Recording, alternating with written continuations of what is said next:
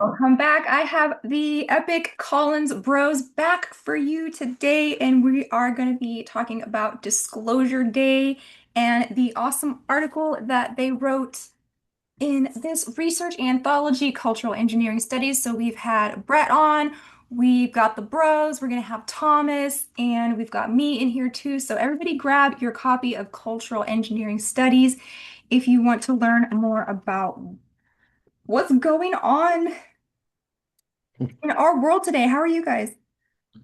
Doing well. Yeah, Doing not well. doing too bad, not too shabby. How are you? Well, I haven't been abducted yet. You're still here. But Uh, the day is young. Yeah. yes, there's always time for that.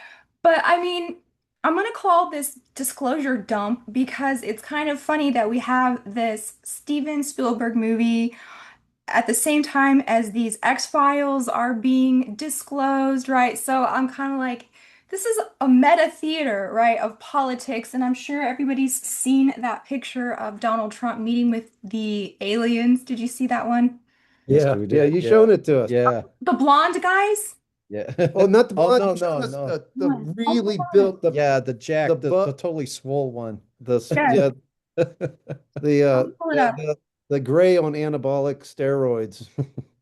These look like some kind of, I don't know, Pleiadians or what would you call those? They Astro look kind Command? of like I don't the, know. the Orions, kind of like from Star Trek, I guess. Because are they blue? No, they're like super pale Oh, Nordics. Okay, okay. so maybe that was the. It looks like the dude from that second Hellboy movie. I Yeah, don't. There's so many aliens supposedly out there. It's hard to keep track. I know. So Fox News, right around the time that we did our last show, they released that picture of the four different species that we're to look out for, right? And the Greys Right. on there, the reptilians, the Nordics. I can't remember which ones, but They all come from Eric W. Davis. That's the dude they got it from. The guy that's part of the OSAP ATIP fraternity and all. He was going around saying, "Well, you got to watch out for the Greys, the reptilians, and three other ones, or two or three other ones." And he seems to be the frame of reference that they seem to be turning to for that stuff. So it's coming from the same group of liars, the same DoD based UAP community of interest, which is nothing more than a bunch of deep state actors working in the DoD to perpetrate this myth, and they have strong connections back to older UFO deception circles like Robert Bigelow's NITSE group and even Richard Doty's the group that he represented, the aviary. So it goes back to the same group of liars, the same group of they're shysters, they're grifters, but they're like well connected, well played. They're grifters with connections. they've got money for production, right? Yeah, And yeah. yeah, and They so got they got they got the Benjamins for their jive talking. yes. And so as we are in this like total immersive politics is entertainment, entertainment matches what is going on politically with this X-Files disclosure and stuff. Uh, so let's just talk about the movie right off the bat. So the Yeah. first scene was interesting to me because you've got this point of view that you're being beaten up in the ring, Right, right? right. Yeah, you have the you have the wrestlers, the wrestling match, kind of uh the assertion that somehow the world, in particular the world of politics, is theater, Yeah, it's theater, it's pantomime. pantomime. You Mhm. have people donning red hats, which of course is a not so subtle allusion to, MAGA supporters. Mhm. Uh, and then of course you have the possibility of some nuclear conflagration among the superpowers. And what essentially what you have with Spielberg's Disclosure Day is an attempt through the, and it's conveyed through these images, not so subtly either.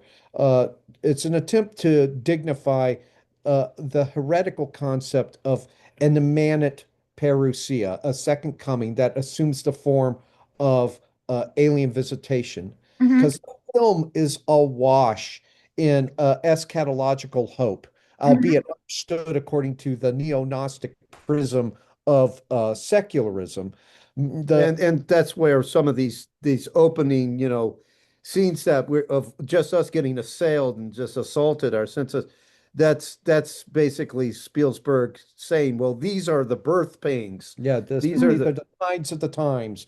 And maintaining the film's eschatological tone, Disclosure Day opens with the world on the brink of World War III. And this is by no means original, this opening. Arthur C. Clarke's 2010 opens exactly the same way. Hmm. And predictably, Arthur C. Clarke's 2010 arrives at the very same climax. In fact, thematically, both films are virtual carbon copies of one another. I'm almost I'm almost shocked that that Spielberg didn't try to more subtly lift these ideas. There's almost a kind of a plagiarism, a lifting of the intellectual property of Arthur C. Clarke by Spielberg, because the film is thematically on a thematic level.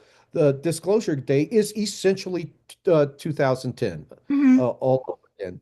But except with one crucial exception, the storytelling has gotten awful. oh yes, the storytelling is by far declined in quality. Disclosure Day is just slightly more kinetic than 2010. 2010, of course, is a very slow moving, slow burning film.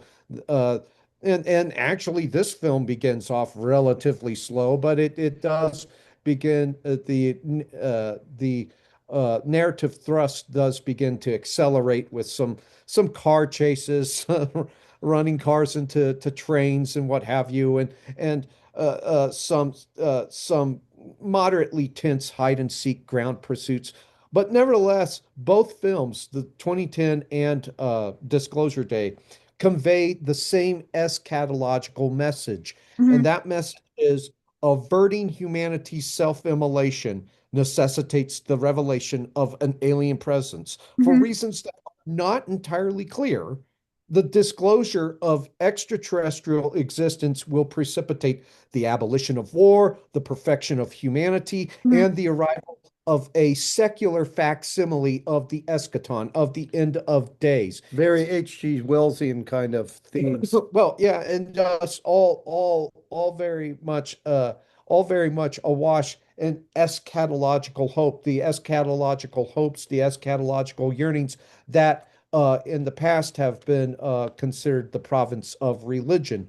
But the transfiguring gnosis of an extraterrestrial presence, which, by the way, uh, it's never, none of these people, none of these filmmakers ever make it quite clear why this should precipitate the eschaton, why this should precipitate the end of history, why this should result in the realization of these eschatological hopes, why the discovery of occupants of the same universe that we happen to occupy, why must it precipitate the eschaton? Hmm. But the transfiguring gnosis of alien existence is procured by this character named Daniel Kellner, who's a cybersecurity specialist who defects from a U.S. government adjacent corporation dubbed Wardex. Yeah. And the character's name, the name of Daniel, is appropriate given the prophetic nature of the book of Daniel, which features an explicitly eschatological 12th chapter. Hmm. Kellner steals files chronicling all cases of human alien contact since the Roswell incident. Oh, wow, how novel.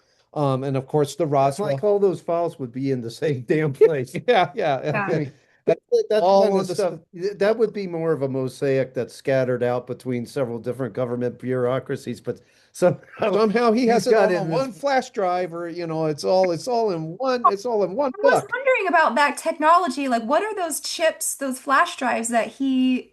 is carrying around because I've never seen any storage like that. Those are futuristic. Maybe those are Search me, dude. Same place that reverse they engineered ET technology. Right. Same place that where Noah gets the helmet that it can cause people to engage in all sorts of self-abuse. Yeah, Yeah, the okay, so I want to talk about that because it has some other like tinfoil hat conspiracy classic stuff yeah, like Stargate conspiracy. You got your yeah, remote viewing in there, yeah, jumping to bodies. Now, you reminded me that Brett Carolla did such a good job proving how NASA and the entertainment industry work hand in hand. So that's just kind of proving our like meta theater hypothesis here that none of this is, it's all real, but none of it's real, right? It's real, but yeah, it's not. right, Now, Steven Spielberg, he did Close Encounters, which was like targeted the children. So the right, aliens have come for the right. children. E.T. targeted children. Children are the only ones who would, be open to accepting this ET transmission because he's so weird and ugly. And I'm like, I'm watching this now, and I'm thinking that if ET tried to come to the South where I'm from, they would shoot that thing on sight, right? He would Yeah. be like roasted in 2 days. Like he would not last very long here in the South. If But I may also add, not to become too tangential, but the original screenplay that would eventually be transmogrified into Close Encounters of the Third Kind was given the perspicuously eschatological title Kingdom Come, and it was written by Paul Schrader, who who, of course, if I'm not mistaken, was attached to the Last Temptation of Christ as well, which is a modern Gnostic parable.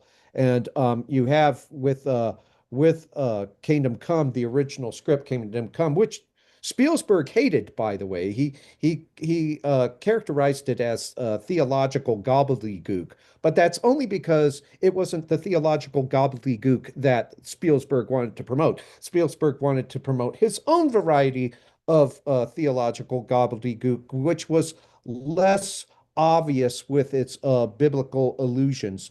But the central character in Kingdom Come is modeled on St. Paul, and it's a transvaluation of St. Paul's Damascus Road experience with, of course, extraterrestrials uh, being God, and that very same heretical theme is uh, conveyed through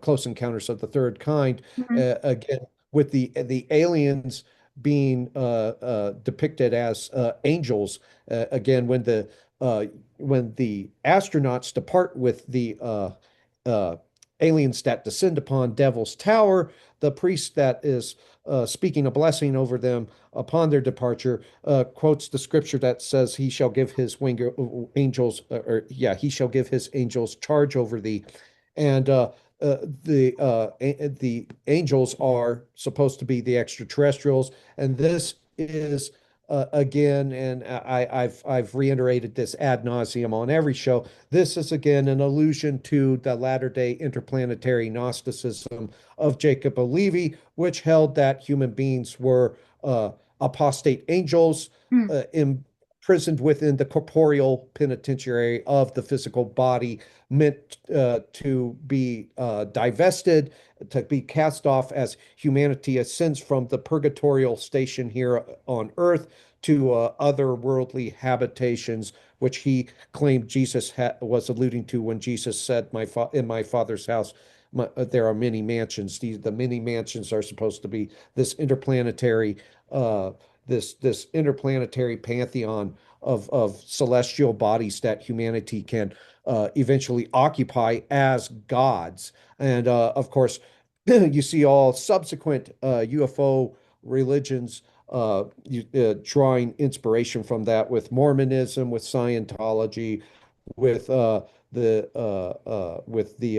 bizarre exotheology advanced by Jim Jones. And back on the Scientology thing, it's kind of interesting to note that Tom Cruise hosted a showing of this new movie. Of Disclosure Day, And yeah. you could say, well, he's friends. He's friends with Spielberg and stuff. They did War of the Worlds together. Hmm. Well, it might resonate with him because of his background Yeah, in it Scientology. might have Hmm. struck a responsive chord with him, as does all of, Spielberg's UFO related material. It strikes a responsive chord with him because as a Scientologist, he recognizes in the work intimations of that same Latter-day interplanetary Gnosticism that inspired his own faith. Hmm. But yeah, at any rate, returning to the topic of, alien technology and what have you, and all these bizarre hats that people are wearing,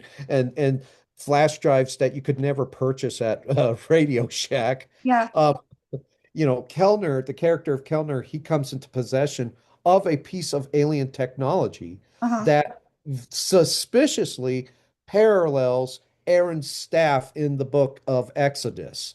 This thing has, just various powers. And as you learn later into the film, another character, the character that's played by Emily Blunt, Margaret Fairchild, is Hmm. going to master that. But Kellner's theft, it's discovered by a Wardax CEO by the name of Noah Scanlon, who's played by Colin Firth. And Another biblical name. yes, Yeah. another biblical name, yet another Yeah. biblical And reference. and and Noah seems to be he's the antagonist of the story, but he also seems to be what Spielberg is trying to tell us through the character of Scanlon is that the real enemy to disclosure, the real enemy to humanity finally making the quantum leap evolution in an evolutionary context is the religious person because Noah Right. Scanlon. He's Yeah. the only one. Wardex, Wardex might be an allusion to the Collins Elite that we talked about last time we were on your show. You asked about the Collins Elite. Hmm.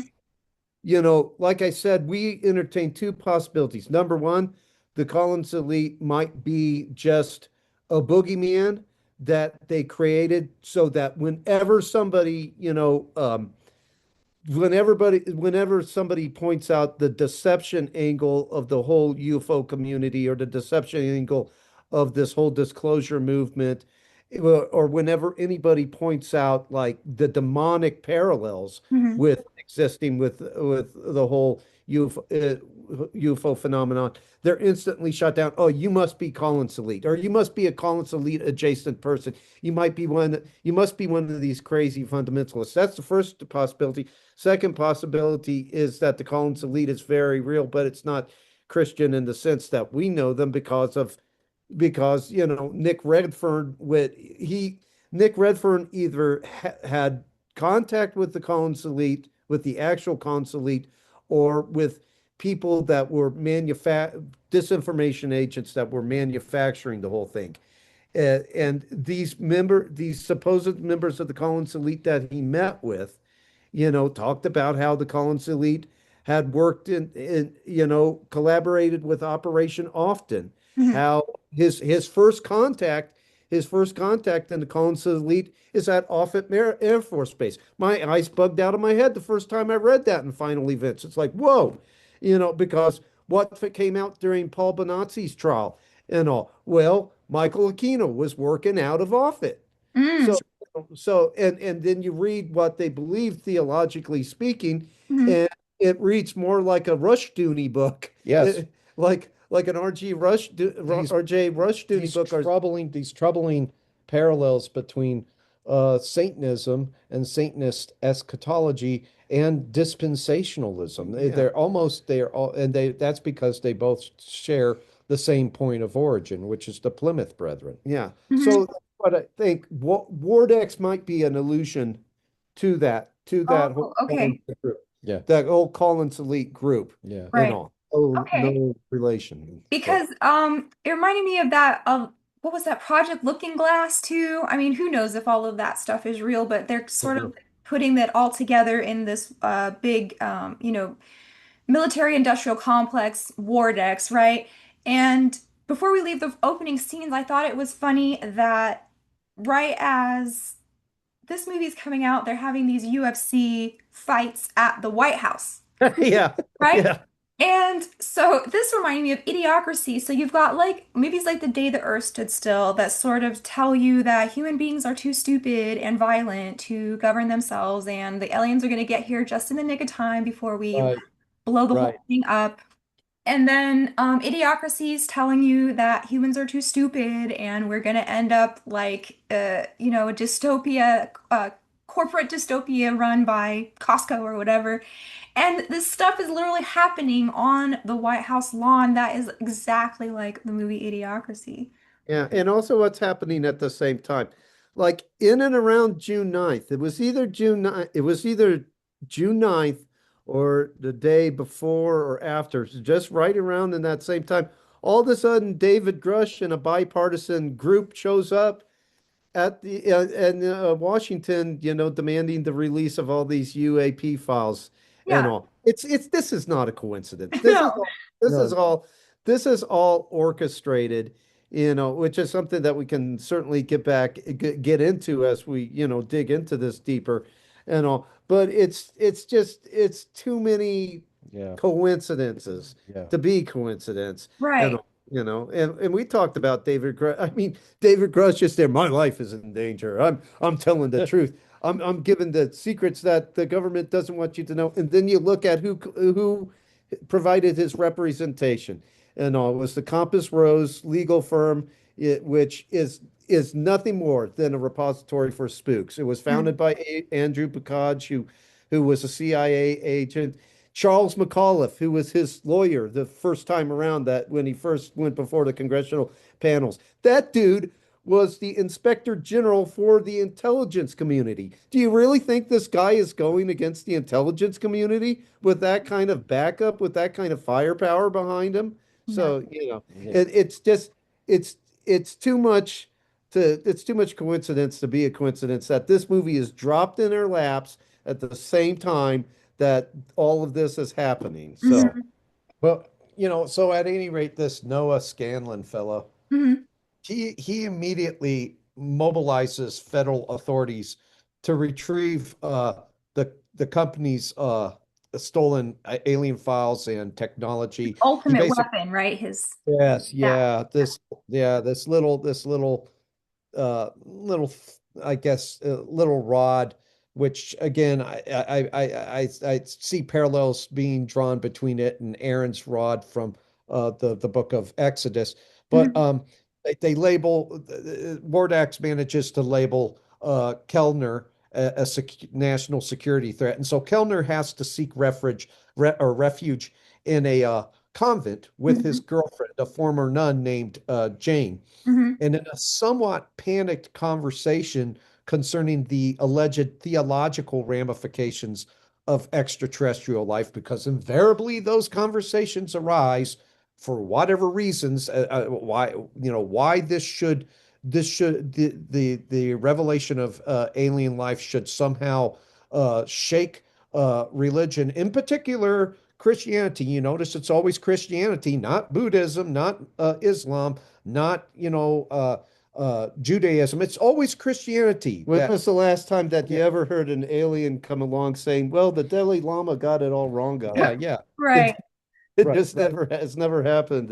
But so invariably this conversation over the alleged theological ramifications of extraterrestrial life takes place between Kellner and Jane, Uh-huh. and Kellner confronts Jane about her departure from the church because she's a former nun. She left the church, um, and she basically elucidates her reasons for her apostasy to Kellner.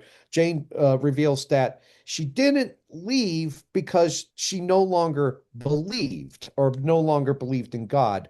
But, and this is key, but because she could no longer countenance God's divinity. She said, I could no longer believe with certainty that he was divine. Mm. So on what grounds does Jane now reject God's divine qualities, his omniscience, his omnipotence, his omnipresence?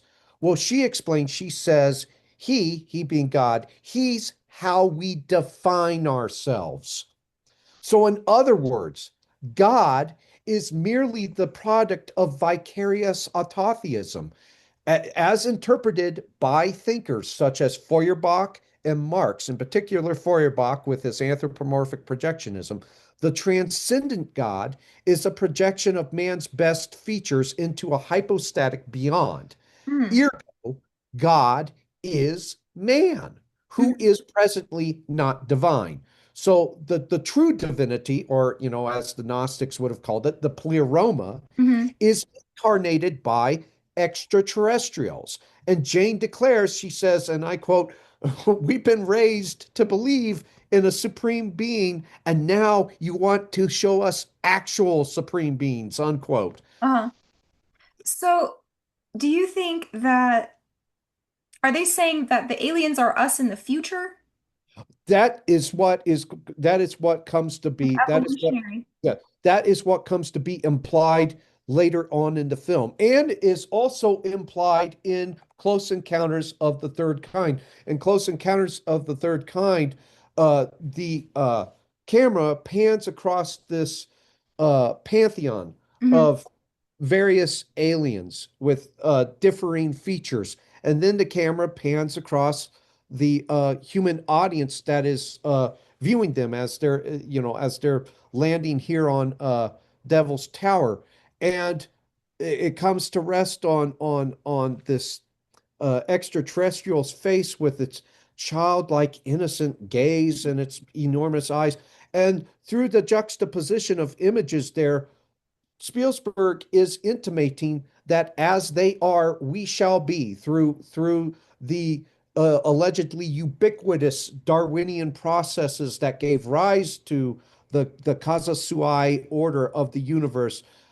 We will eventually become as they are. He seemed to also be indicating early indications in the movie that we're going to become the aliens, or when the two protagonists at the beginning, or that well, close to the beginning, they have that abduction experience, Right. which is creepy Yeah. Oh, yeah, beyond it was creepy. it, Yeah. it's creepy beyond words. And I'll tell you something. Um, this might sound a little tangential at first and everything, but okay, Spielberg, there's always been suggestions that he's connected. Hmm. And I remember Charles Upton said, well, he could be connected. He could be actually doing a psychological operation on behalf of covert political circles. But then he drops the issue in his books. He says, but whether that is or isn't, it's not necessary. It could just be diabolic inspiration that's causing them to put out all this garbage and all. But well, the truth is that there is, if he had gone, a little bit farther, if Upton had looked a little bit farther, or anybody that decides to look a little bit farther, a little bit deeper into Spielberg, they will find those connections with the mega group, and the mega group is this group of so-called Jewish philanthropists, and they were implicated a few years ago, back around 1997, as being somehow involved in covert politics when it came out that there was either a spy or a spy group, an Israeli spy singular or an Israeli spy group plural, in inside the United States, operating inside the United States. It came out. It was known as the mega scandal. There was the NSA intercepted um, conversation between the Washington embassy, a Mossad agent in the Washington embassy, speaking to his boss back in Tel Aviv, and they were trying to get a hold of this correspondence between Warren Christopher, who was the Secretary of State at the time, and Yasser Arafat. They wanted to see what Yasser Arafat was saying to Warren Christopher, and the Washington embassy agent said, "Well, maybe we can use Mega to get a hold of this." And the Tel Aviv Mossad boss said, "No." He said, "We don't use Mega to do those things."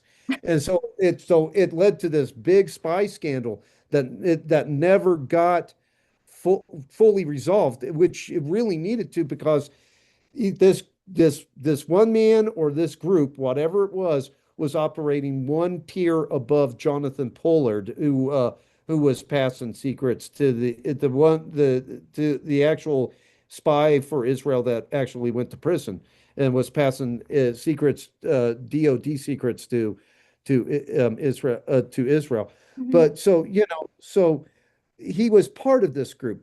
Spielberg, I believe he might even still be part of this group, and all which shows that he was definitely connected. But on top of that, there are two members of Mega that raise all sorts of eyebrows, and all. Leslie Wexner, who is the power behind none other than Jeffrey Epstein, Mhm. and Mega co-founder Charles Bronfman. Mm. Bronfman is significant because Claire Bronfman, the Bronfman family is significant because Claire Bronfman was what? She sat on the executive board of Nexium. So Oh, what? so yes. So you've got this group that's connected to the groomers, Mhm. and all of a sudden Spielberg comes out with this movie that's got grooming in it. Yeah, Mhm. These children are being groomed. They go to a house that's called Hansel and Gretel's house. I was going to ask you about that. Yeah, So, yeah, go ahead. I'm sorry. Well, let me just say this. He inverts the theme of the story. That's supposed to be a cautionary tale. You're Right. not supposed to go to that house. There's a witch there. She will eat you. Yeah. And yet he's saying, go on in. Yeah, It, embrace the witch, accept the witch for who she is. Mhm. And so this is so they're obviously these children are being groomed, but instead of PDFs, he's sticking aliens yeah, into place. as a placeholder for the perverts. For our minor attracted, the hopeless romantics, Yeah, as Yeah, yeah. I agree exactly with that. And not only that, so she was groomed and raised to be some kind of messiah or like Yes, um yes, a yeah, prophetess of yes. these entities, right? So she is like a sort of Enoch, Elijah, Well, a yeah, form John the Baptist. That's what I'm thinking. So she's like the and female. Yeah, go ahead. she also, in addition, you're absolutely right there. But didn't you pick? Maybe you feel this. Uh, she also seems to me to be MK Ultra Monarch. Why? Because she's able to assume the identity of other what? people, Mm, which is what a monarch or an MK Ultra subject supposed through disassociation does. They have this fragmented personality that allows them to be over here, the 7-year-old child, and then like the completely promiscuous lady of the night, mhm, that and that's how this lady, how Margaret is. She's able Yeah. to, she's able to be somebody, assume the identity of a loved one that you miss or mhm, something, and thus steer your behavior, manipulate you. Well, so as we previously established, the film's awash in eschatological hope. mhm, Kellner, Kellner, who's stolen the files and the artifact, he comprises one half of the duo heralding this eschaton. mhm, The other prophet is of the alien parousia is Margaret Fairchild, who we're now discussing. She's a meteorologist. She works at a small news channel in Kansas City. mhm. But in this grotesque parody of Pentecost in the book of Acts, chapter 2, this shape-shifting alien masquerading as a bird descends upon Fairchild And that's like the Holy Spirit Yep, and and awakens within her several charismatic gifts. These include speaking in extraterrestrial tongues yep. and changing her appearance a la Christ on the road to Emmaus in but, book of Luke, chapter 24, verses 13 to 35. and it's not just an aping of the Bible. It's not just again, you go back to this creepy grooming thing because what the aliens show up as woodland critters, Yeah. as something that Yeah. disarms the children. Mhm. And and we always hear about the PDFs, dressing up like Disney characters and stuff like that. And that's what these aliens are Well, doing. Fairchild, she basically inadvertently reveals her gift of alien tongues during a live broadcast, Mhm. which Kellner watches and he correctly interprets. It reminds me of those little sessions that you'd see in, the more kooky or charismatic churches where somebody would speak in tongues and somebody else would offer the interpretation. That sort of interchange that exchange that takes place here. The Mhm. message that's delivered by Fairchild is as follows. Don't be afraid of what you don't know. So, with this utterance, Spielberg is advancing a normative epistemic position of indiscriminate credulity. Gone is the biblical interpretation to test the spirits that you have in 1 John chapter 4 verse 1. Instead, humanity is encouraged to simply accept the new alien evangel at face value. Yeah. And to All discernment is gone. yeah, This movie Right. is just telling you to just leave your brain at the yeah. door. Right. But Well, so go ahead. oh no, go ahead. Go ahead. Well, I was just gonna say, so you've got this red cardinal visiting her, just kind of like the dove visited Jesus when he was baptized, right? So then she's speaking Russian, which is like you said, sort of an evil Pentecost, but also a reverse Babel. Yes, yes. Yeah, the reversal of the confusion of the tongues. Mhm. Now you have the homogenization of languages taking place, the reversal of the diversification of those languages, the heterogeneity of those languages Mhm. now being unraveled. And what is being intimated there is the gradual migration towards absolute, complete, radical homogeneity among nations, a more or less a globalist march through the linguistic institutions, so to speak. Mhm. Um, but Kellner and Fairchild, they constitute a transvalued version of the two witnesses in Revelation chapter 11. They testify to the aliens' soteriological mission. But Exactly. these two witnesses cannot fully access their extraterrestrial charisms without first consulting this other character named Hugo Wakefield, who's a Wardax whistleblower tacitly modeled on the late Professor John Mack. Is that the Of black guy? Yes, Yeah, the that's the black black dude. fella. And by the way, he's among a group of what? 12 whistleblowers. 12. Does that not sound familiar? Like the Right. 12 apostles. Yeah. But of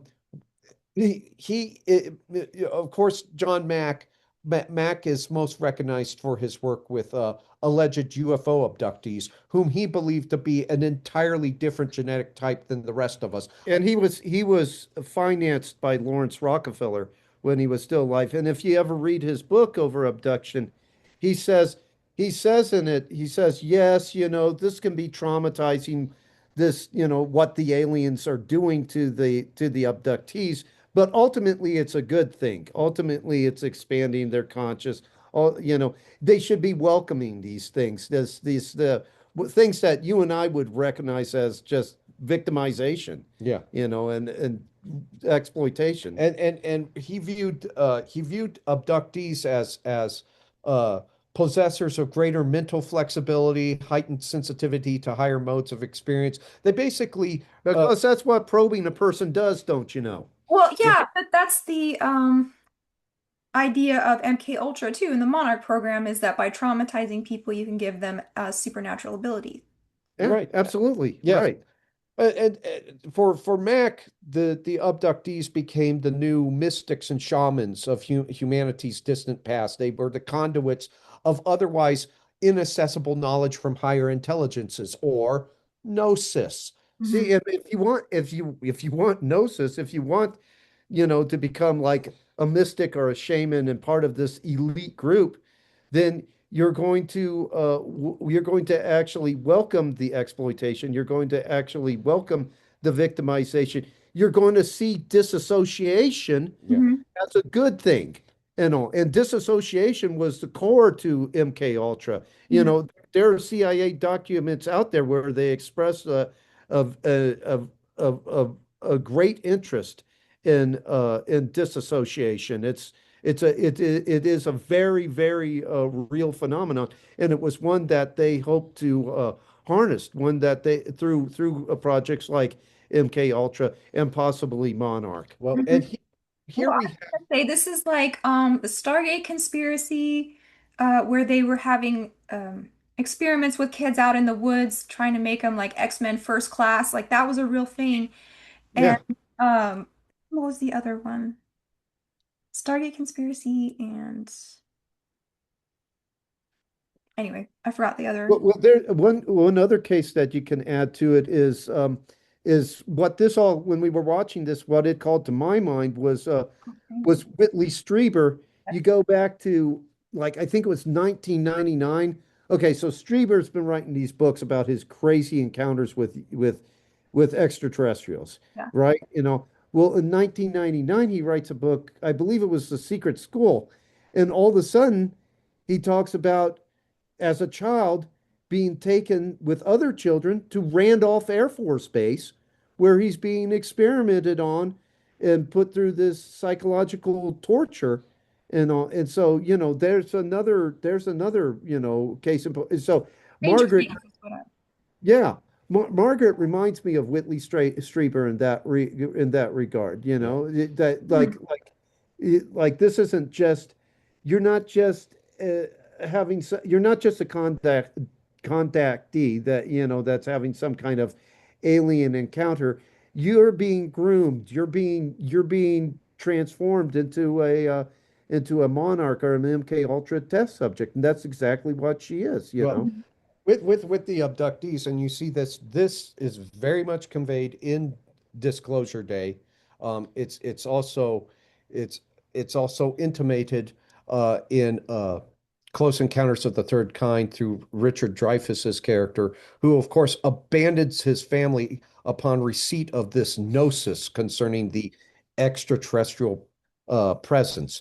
But you have the myth of celestial bloodlines, which Jacques Vallée, another real life personage who allegedly inspired some of the pastiches that became Spielberg's character. But Jacques Vallée The character, French character in Close Encounters, right? yeah. Well, some people say he was Jacques Vallée. I know that I believe Brett or Thomas believe that character to have been modeled after somebody else. But at any that's the problem with Roman Enclave is who knows? You know, several characters could be composites and pastiches of other real life personages. But Jacques Vallée characterizes the celestial bloodline myth as anti-democratic and totalitarian, Mhm. and because it basically makes the very eugenical assertion that there are higher stocks of humanity, that there are more evolutionarily advanced stocks of humanity than others. So you have a kind of a kind of exotheologically legitimized version of Sir of Francis Galton's eugenics beliefs, and it doesn't come as much of a surprise that Francis Crick, who advanced panspermia, the belief that the Earth was seeded by extraterrestrial intelligences, that he was also a supporter of eugenics and had this bizarre Joseph Mengele-esque preoccupation with twins. But at any rate, this myth also, this celestial bloodline myth, echoes Jacob Believey's latter-day interplanetary Gnosticism, which depicted humans as angels, apostate angels, fettered by physical embodiment. And of course, the word angel is etymologically derived from the Greek word angelos, which means messenger. And the message of Spielberg's aliens is evolutionary. His angelos, his angels, his aliens are delivering an evolutionary evangel. They have traveled to Earth to guide those who are ready to evolve. And according to Wakefield, the character of Wakefield, Hugo Wakefield, the evolutionary advantage that humanity lacks is empathy. which Mhm. The is stupid to yeah, say, because if we lack it, if we don't have it, then how do you know you're missing it? yeah, how do you know? Why does Wakefield know? How How would does Wakefield yeah, even know Right. we're missing empathy yeah, if we don't have it? if yeah, You don't know what you don't know what you don't have. yeah, You don't know. if you lack the ability, then how is it that you know it exists? But at any rate, the this ability to emotionally resonate with others, the aliens allegedly possess it Hmm. and have chosen Fairchild and Kellner to cultivate it within the human herd here. And Spielberg tacitly again promotes this normative epistemic posture of indiscriminate credulity. After all, emotions can be potentially misleading, and they should only inform our decision making to a certain extent, Hmm.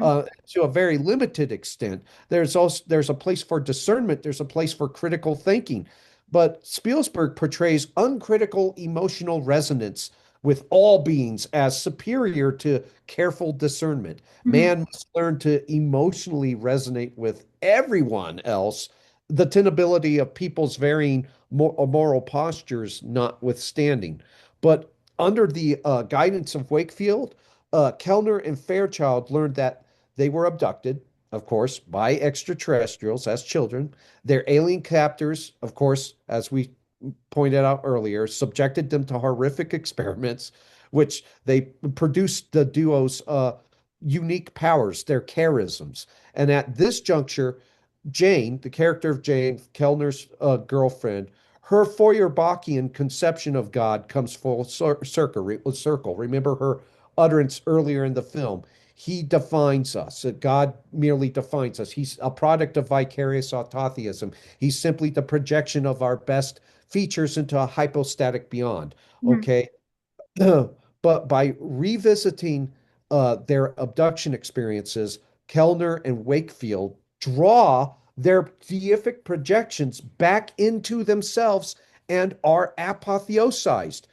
Hugo, he intimates this transfiguration by telling Margot, he says, "You'll know everything, more than was ever humanly possible." That's what he tells her. Hmm. And so essentially, he's alluding to the deific trait of omniscience, which sits dormant within Kellner and Wakefield. And Hugo also urges Wakefield to give herself over completely to the alien artifact, the one that seems to resemble Aaron's rod from the book of Exodus.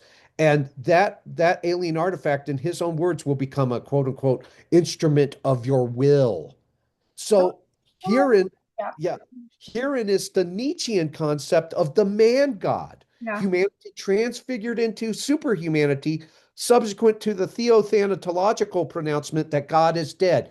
The will to power. Your will is all. Your will is all. Hmm. So yeah. So let how does Aleister Crowley put it? The whole Shall be what's the that? whole of the law. Do what thou will Yeah. shall be the whole of the law. Yes, Yeah. yes, exactly. So we have And this is the transfiguration for them. yeah, You yeah, know, the transfiguration for a person of faith, of Christian, would be, Christ, elevating, humanity, Hmm. basically, you know, um, uh, uh, basically showing that he's God in the flesh, yeah. and The subordination of our wills to his, the alignment of our wills with his, the alignment of our wills with the ontological good instead of freedom being defined as the complete and total emancipation from all cherished constraints. Freedom actually is the abolition of our own will. Instead, it's your your will. will. Yeah, instead of you're bending everything to your will Yeah. here. So the divine is rendered as an exclusively emanate being, an intramundane divinity through the attribution of deific traits to extraterrestrials, And meanwhile, the God of Christianity is this anthropomorphic projection of an amnestic God, of an amnestic deity, a divine amnesiac called man. And that deity's re-enthronement which is intimated at this point in the film, it is initiated with the acknowledgement that we are akin to them, to the extraterrestrials. Mhm. But this two-pronged through this two-pronged critique, Spielberg asserts that the traditional theistic conception of God originated in the minds of primitive peoples who misidentified and mythologized intergalactic travelers. And because these explorers exhibit all the requisite traits of a deity, they are in Tato, the true God. Mhm. Ergo, God occupies the ontological confines of the physical universe and is by definition immanent. And because we are evolutionarily related to them as they are, we shall become through the very same evolutionary processes that gave rise to them and the Kazasuai order of the universe. Do you know what I noticed about her, Emily Blunt's character, speaking about empathy, is that when she gets these downloaded psychic powers from the cardinal, and then she goes out to interact with the people in the world, the way that she comes across is almost Christ-like in that she knows them and the details of their life and their Yes. personality. And she almost talks to that cop as if, how Christ was talking to the woman at the well. Like he knew all of what was going on inside her. He wasn't judging Yeah. her. He was just like, being very empathetic, to her. And she was doing the same thing to the people. And I was like, this is kind of blasphemous how she is depicted as like knowing the intimate things about these people, like how Christ would. Yeah, and she uses all that intimate knowledge of these people to manipulate them, Right. like a monarch or like an MK Ultra, you know, subject would, Yeah. you know. So yeah, Do you remember a couple years ago when the newscasters were actually having these um, glitches or breakdowns, and they would start saying gibberish, and they would say like it's a very heavy birtation, and like just words would come out of their mouth and they don't even know what they're saying. Do you remember that? yeah, I remember that phenomena. That was weird, you know. Do you have a guess as to what that could have been like? Brain, I don't know. If you had to force me to speculation on that, I would say that there was like some kind of mind control experiments going on, probably using something of the electrical variety to scramble these people's heads when they were on the air. Either that Or, or they got vaccinated. yeah. Yeah, Yeah. this was before that. Okay, so tell me if you can hear it. Can you hear it? Lights and backstage coverage we're seeing for the very first time. Sari. Well, a very, very heavy debatation tonight. We had a very Darrison, but let's go to Terrace and look for the head of the pit. See, it's almost like somebody was inducing a stroke in the person or a partial stroke, But you it know. wasn't only her, it was several. Mhm. Yeah, it was a lot of different people. I'm trying to remember. Also like an adjacent phenomenon at that time. There were there were also people that were hacking some of these television stations and were actually getting on and interrupting broadcasts and showing weird stuff. I mean, really weird kind of kind of images like people getting spanked and all this kind of weird stuff.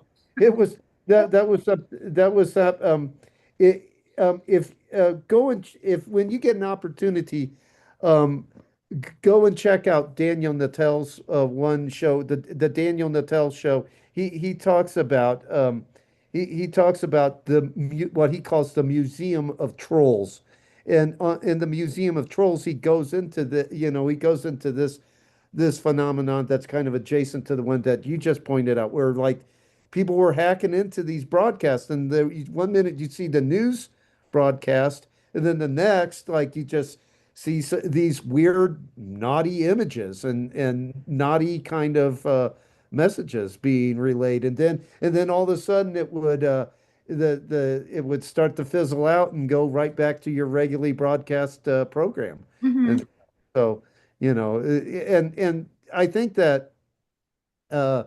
that Spielberg was probably drawing on these kind of things that happened as kind of a some kind of source of inspiration. It's just that he wants us to believe that it's the aliens, that it was the aliens trying to impart wisdom to us, and Hmm. what better way to do it when a news broadcaster is on before, the national audience or something to that effect. I By the way, I thought it was interesting that they chose Kansas City because that's pretty much the geographical center of the continental US, mhm, right? And you could go out from there.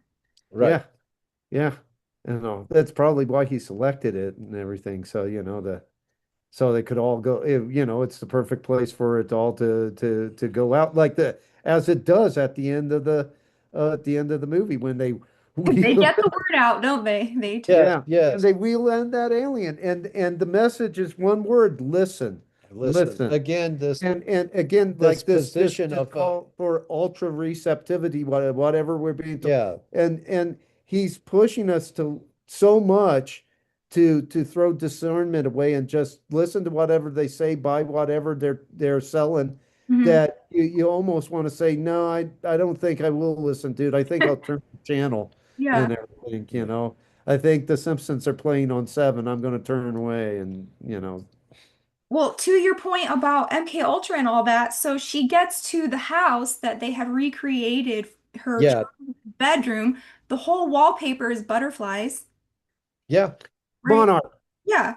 And then the pin. Remember the pin? The half butterfly pin? Oh, yeah, yeah. exactly. So, I mean, all the symbology is there. It's like, how can, if you know these things, if you've read or researched these things, it's hard to miss. Like it sticks out like a turd in a punch bowl. And yeah. now I'm sure that most audience members would just take it all for granted, but like it kind of, having studied some of this stuff, it kind of stuck out like a sore thumb when I was watching it and stuff. So, They could have chosen any sort of fairy tale cloak besides Hansel and Gretel, like you said, like it doesn't end well for the children that follow her into the woods into the house, right? right, right. See, and I think that I see these old stories are like supposed to be cautionary tales, and that you can't trust everybody, and not everybody has your welfare at heart when they invite you. Whether Snow White, oh, eat the apple. Doesn't it look yummy? Well, Or yeah, or Hansel and Gretel. Come on in. Well, you can have all the yeah, candy you want. We'll fatten you up. We're not Yeah. going to tell you why. Yeah. And these stories were supposed to be cautionary tales that were supposed to be helpful to the young. yeah. And all of a sudden, he wants to invert the theme with Well, all of these cautionary tales so that you take the apple from the witch's hands and eat and just gobble it up without a thought. You just walk right on into the house and start munching away on the trick or treat treats. And again, if it's just very groomy. And Yes. when I consider he was part of he was part of um, the mega group, and you had Leslie Wexner there, the man uh, behind Jeffrey Epstein, the man behind Jeffrey Epstein, the power behind Jeffrey Epstein, and you have Charles Bronfman, whose family through Claire Bronfman was connected to the Nexium sex cult. Uh, uh, for him to be connected to this group, which is with all these groomer, kind of folks involved in it, and then for his movie to have these groomer themes in it, pretty weird. It doesn't it again too much of like what we were talking about earlier, too much of a coincidence to be a coincidence, you yeah. know? Well, that reminded me of the fact that TPUSA also is connected to like people like Michael Aquino. Oh, through Paul Vallely. Yeah. Through Paul Vallely. Paul Vallely wrote mine from Psyop to Mind War with Michael Aquino. And so it's like, so why the hell is he sitting on the TP USA board and Because it's all? a big psyop. Yeah, yeah, it is a big psyop. And beyond Vallely, you have guys like John Mappin, the dude that supposedly, introduced Candace Owens to George Farmer. Hmm. Uh, he headed up TP UK, Turning Point United Kingdom, and Hmm. all. And he describes himself as a quote unquote Christian Scientologist. Hmm. And well, that's an oxymoron. That's dry. That's like saying dry water. You know, Yeah. it just doesn't friggin' exist. And all, I'm a Jewish Nazi. That kind of thing. It's like Mhm. it's an oxymoron. And so, yeah, yeah. It's like what you said. It's one big friggin' facade, and you got all these real nefarious characters there. So yeah. I'd also like to add that, you know, uh, the method by which, these narratives are conveyed, not just Disclosure Day, but also, Close Encounters of the Third Kind and other closely akin cinematic pieces of work. Um, they employ uh, an approach that is not unlike, and I believe Brett wrote about this in the latest edition of Cultural Engineering Studies. They employ an approach that's not unlike the inverted hermeneutic of Gnosticism. Of course, in Gnosticism, you have this hermeneutic of inversion and constant inversion ad infinitum. You have the inversion of a narrative and the possible inversion of the inverted version of that narrative. On and on it goes, because the Gnostics embraced this hermeneutic of absolute suspicion, because they could never know if the message that they received that allegedly originated from God was a product of the aeons or of archonic interference. And so you just had this ongoing, almost spiraling Descartesian doubt with the Gnostics. But nevertheless, at any rate, the Gnostics did engage in inverted hermeneutics. In particular, a stellar case is the hypostasis of the archons, the Egyptian Gnostic text, wherein, of course, the biblical God, Jehovah, is uh, is evil, is malevolent, and the serpent is an incognito savior, and he's attempting to liberate Adam and Eve from bondage there in the garden. And so how else can that be accomplished? Well, the partaking of the forbidden fruit. You see this with Spielberg. All of these original archetypes, tropes, what have you, they're inverted.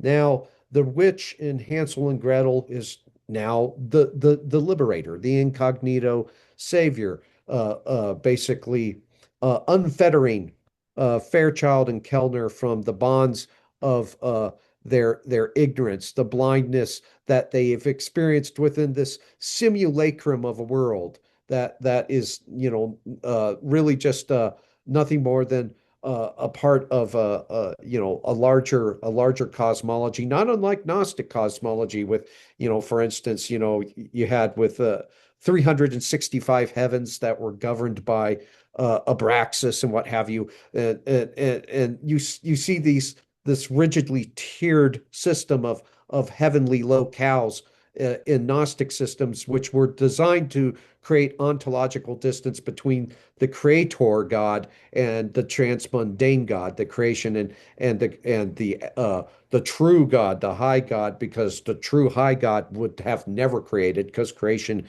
in their view, was corruption.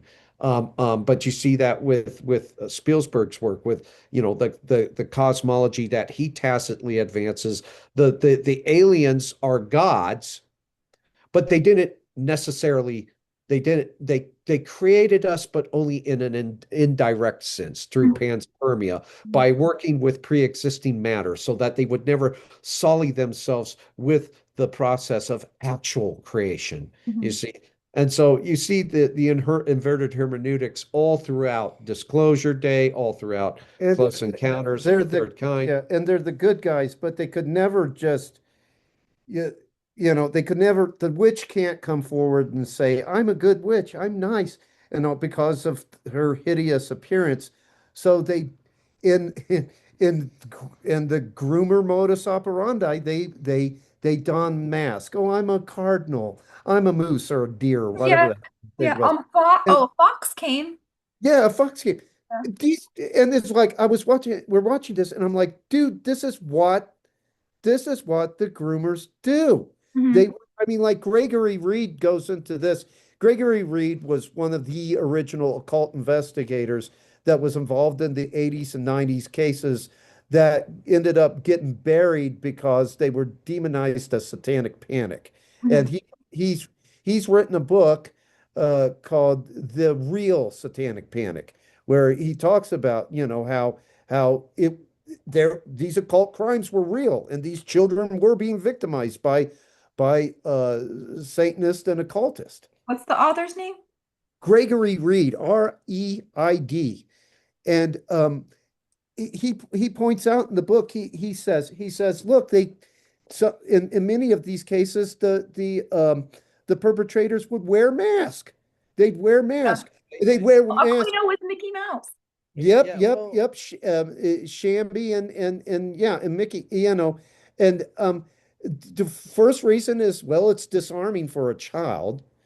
The second reason, a child tries to tell you that, well, it was like in the case of Mick Martin, it was Chuck Norris that molested me. Mhm. Yeah, right, kid, move Yeah, along. You know, Frankenstein did it or yeah, whatever.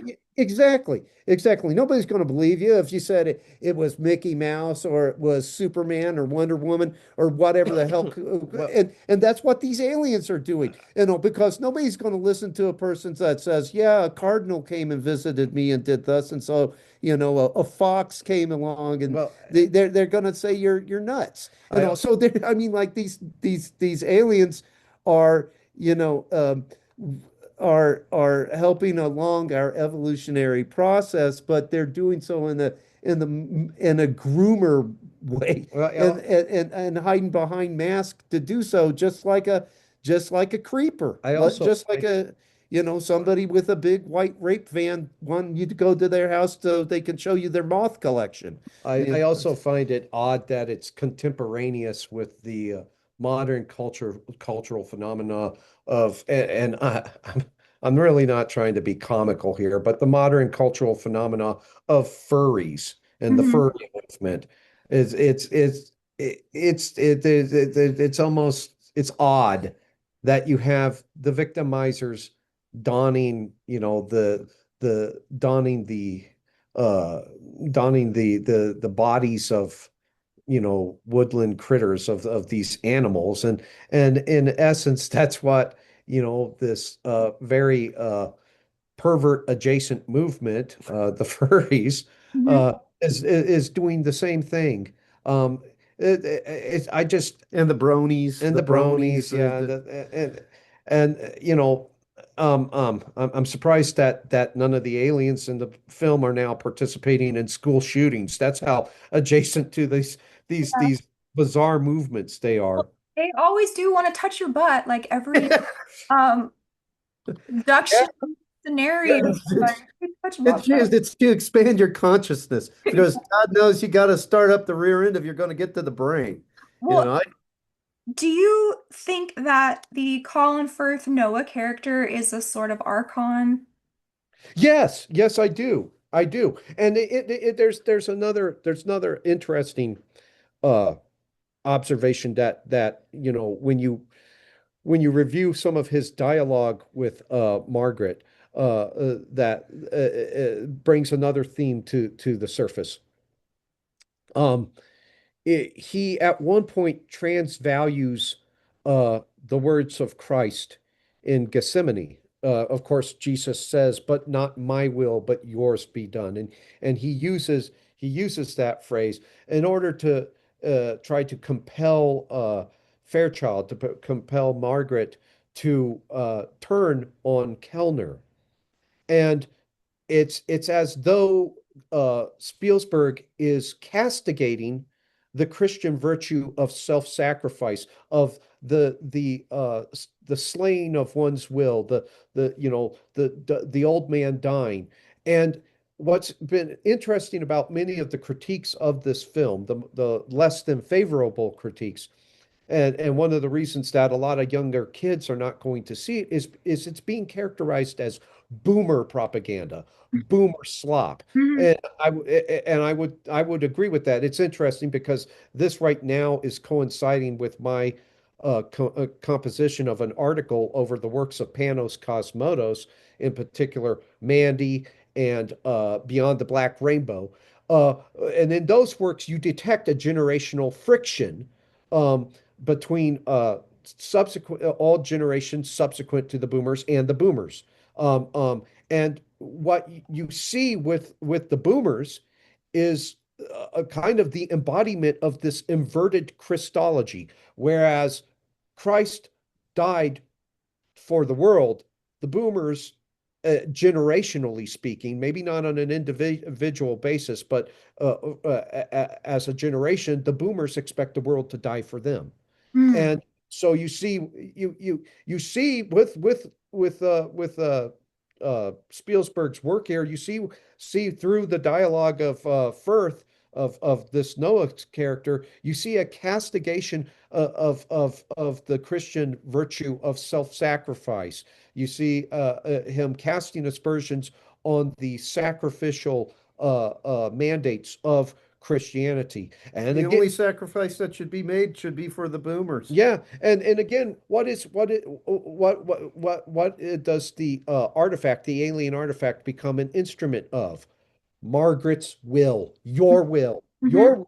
my will be done, not yours. And so you see that inverted Christology that seems to be endemic to the boomer Yeah, generation. the boomers were very much a me generation. Yes, It's all uh, about me. yes, and the boomers, in fact, they were the generation that embraced the New Age movement, and that was on both the left and right polarities of the political spectrum.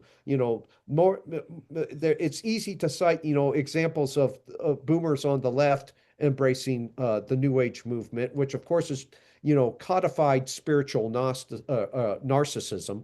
Mhm. Um, but on the right, there were equally just as Oh, many there New was Age. Sun Myung Moon, Ronald Reagan subscribed to the Masonic apocryphal tales uh, advanced Manly P. Hall. by Manly P. Mhm. Hall. Mhm. His wife, Nancy was consorting yeah, with astrologer. astrologers and getting the administration staff all up in arm because they're like, "Well, for crying out loud, decisions are being made by people that are reading the stars." Yeah, Like but Civil League. Civil League, yeah. That name again, yeah. Yeah, she informed a lot of the boomers' thought on the left-hand path, but also the left side of the political spectrum and all. But it's really funny this is being called boomer slop because it's been made. He's an older boomer. He's pushing 80, Mhm. and but it's like the boomers were probably the I mean, social engineering was pervasive among probably more with their generation than any subsequent generation or any generation before that. They were awash in the stuff through the Mhm. uh, Esalen Institute, through Tavistock and many of its different appendages, Scientology, through the Process Church. They were just awash in all this social engineering, and it's almost like in the movie they're trying to make it look like all the social engineering they went through was a good thing, Mhm. and that you should want it too. You should right. Well, you the film is a desperate reassertion of the spiritual narcissism of the New Age movement.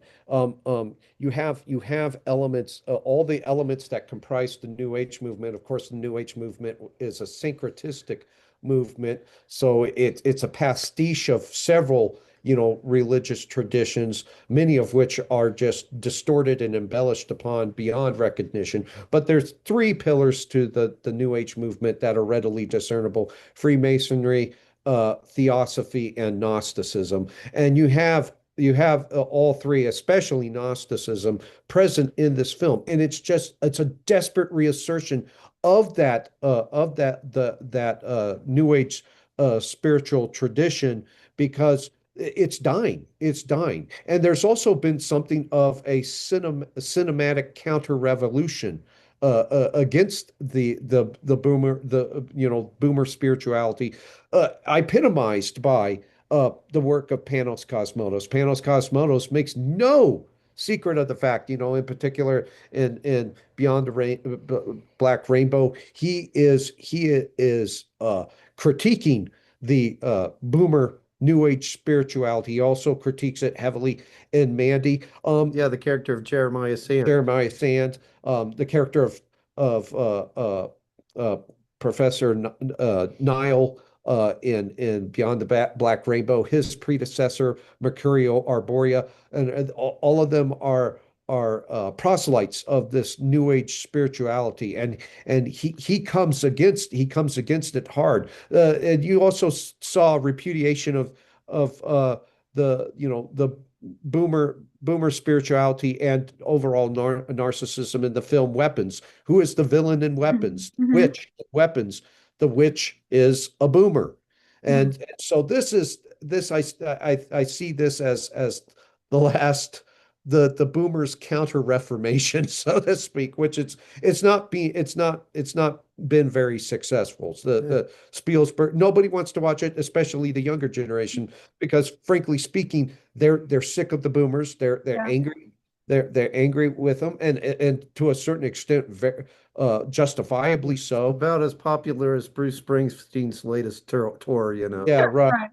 It's And like and many of $5,000 for a ticket. Kiss my Yeah, what. and the more radical elements thereof of this anti-boomer backlash, are looking forward to what they call the day of the pillow, when they can euthanize, and as repugnant as an idea that may be, It's an awful idea. it's an awful idea. The- But when all of the caregivers for the boomers just come up and put a pillow over their yeah, face. yeah, Good night. yeah. You know. But it nevertheless, it should tell you something about the extent to which the boomers have incensed all the subsequent generations. They're done. They're done with them. We're done with the boomers. Well, We're maybe sick we're of them. just a bunch of pissed off Gen Xers I here. guess so. Well, Well, I was just thinking about that today. Like, so all of these crazy Gen Xers are coming up and trying to make all of these changes and waves in the world. I'm thinking TPUSA, women's leadership, and all of that crazy stuff that they are putting forth. And I'm like,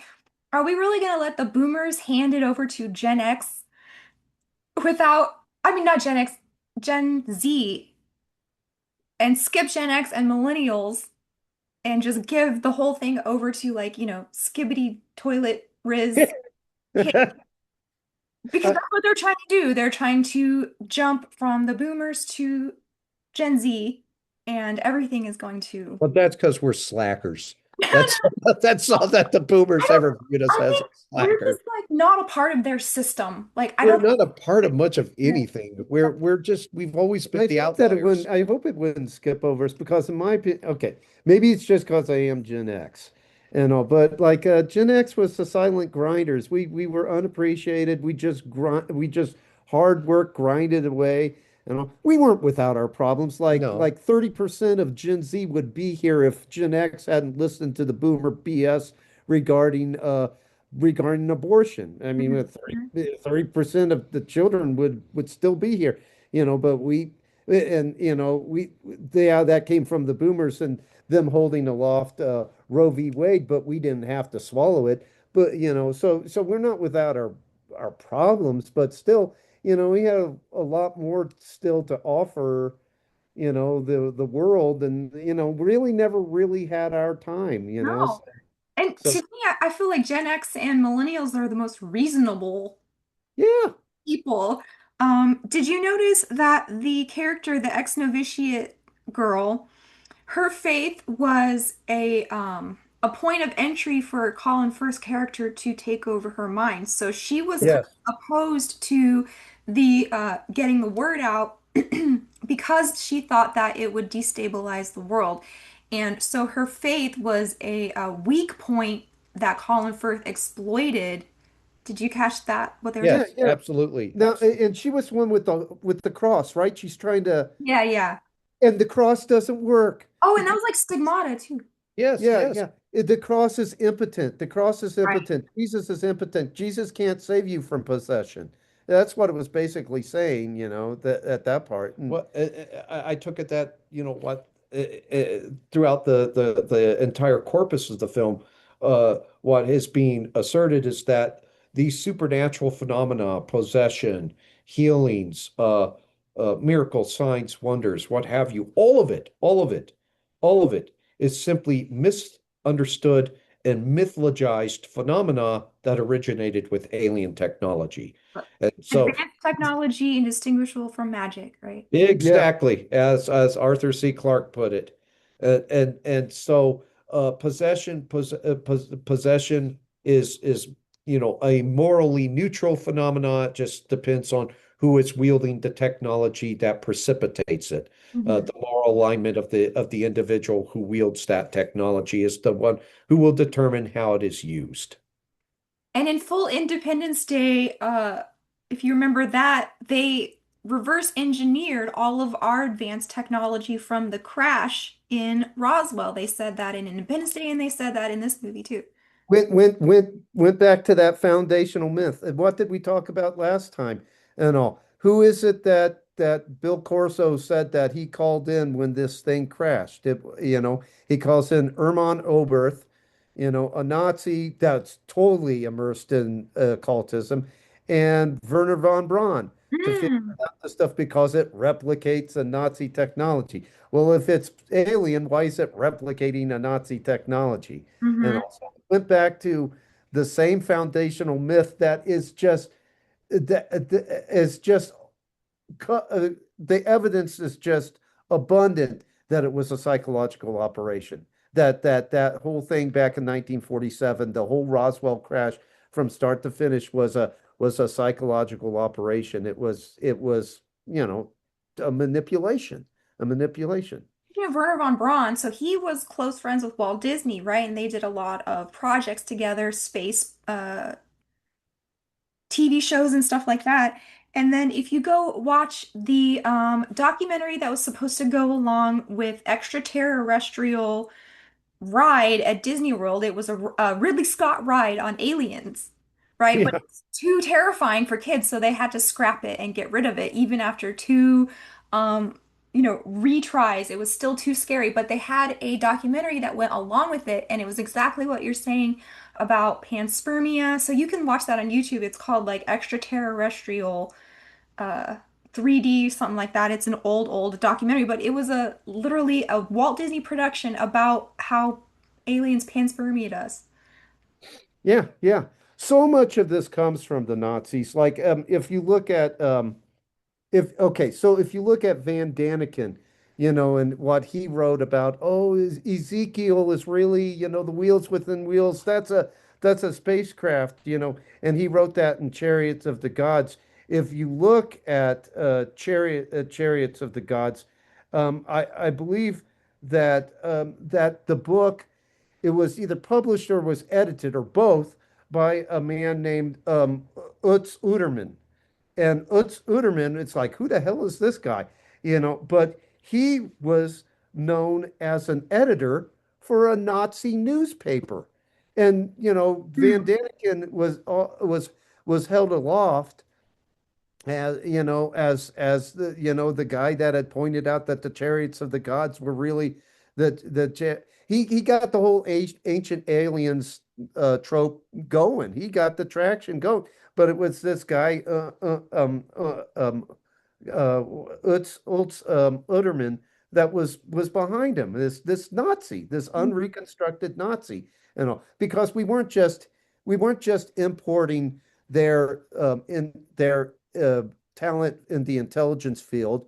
We weren't just importing their technological know-how, the rocket programs, all that stuff, and all. We were also importing their their Nazi esotericism, and that Nazi esotericism didn't just stay within the Nazi enclaves of these unreconstructed Nazis that were now working for the American government. It fanned out, and one of the places it found itself was in the UFO community. So yeah.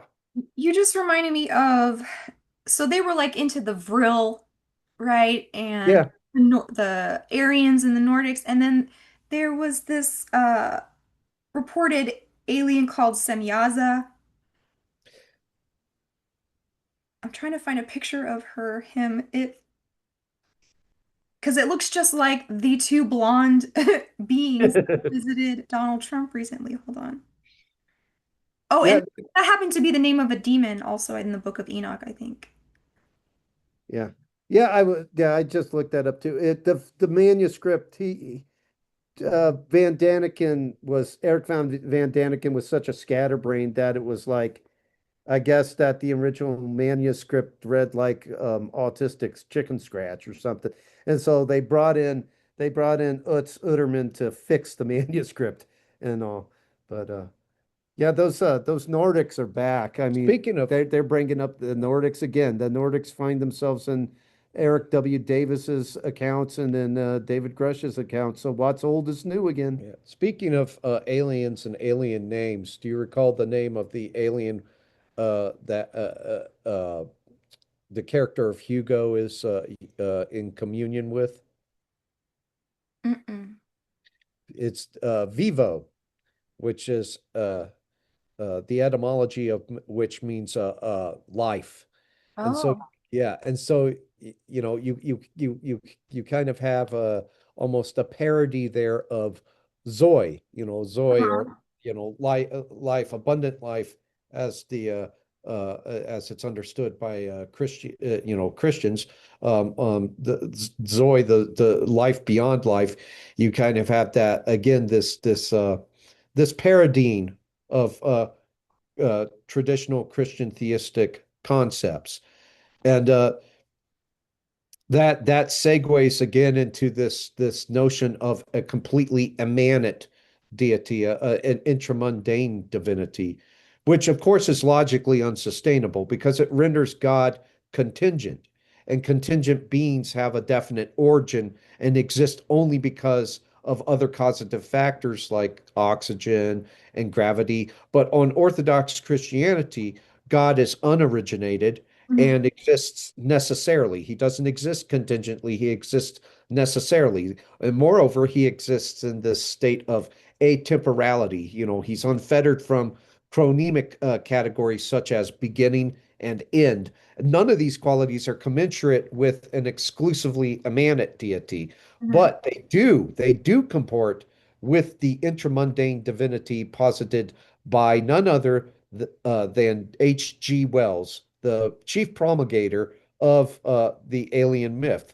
In his theological text, which was entitled God the Invisible King, Wells proposes the existence of a finite God, which of course is a juxtaposition of mutually exclusive terms, the finite God. Uh, Mhm.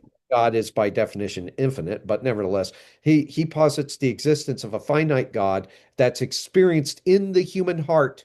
So Wells's finite God, it seeks to abolish death, a conquest that's already secured by Christ, of the Christ of Orthodox Christianity, as you know, as the chant goes during Pascha services. Christ has risen from the dead, trampling down death by death. You Mhm. know, but Wells, of course, he can't give his assent to that eschatological hope. His God will accomplish the conquest of death not through miracles such as the incarnation or the resurrection. Instead, he'll construct a global theocracy wherein so-called over-individuation will be defeated, and perpetually advancing human knowledge will act as a weapon against death, hopefully extinguishing death.